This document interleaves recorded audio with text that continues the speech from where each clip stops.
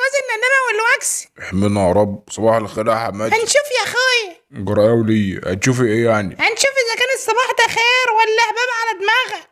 افتحي يا عليم. خير يا حماد، مشرفانا ليه على الصبح؟ مش عاوز تجيب هدوم شتوي للبت لاما وكوس؟ كده برضه يا سندس بتدخلي ما بيننا الاعداء. ما تتكلمش معايا، كلامك مع ماي مزر.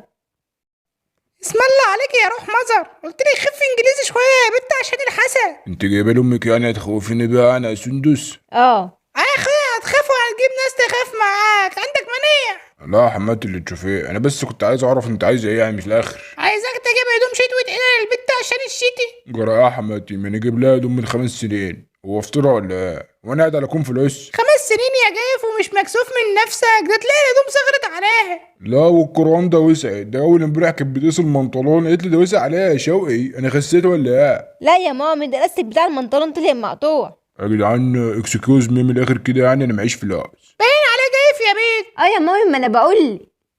ايوه هو شكله جايف. ايوه، ما هو جفا ومقيح. انتوا بتبعرطوا عمنا يا جدعان، حكمان روحي في مناخيري. يا رب تعطس يا اخوي. اسمع يا ولا، انت هتجيب لي البت هدوم الشتاء ولا عاوز البرد ياكل عظمها؟ خلاص يا سندس، هبقى انزل انا وانت نستطرق اي شال من سوق البالع. شالوك وحطوك يا بعيد، شال ايه وبالت ايه ولا؟ لا انا اصلا اشتريت كل حاجه والله، انا عشان ما تعبكش. يا نهارك زي وش امك، اشتريتها يا بت انتي؟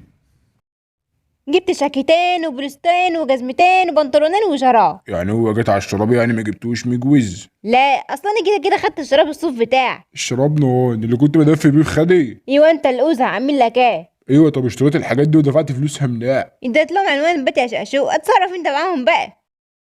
انا مش مرتاح، انا كل ما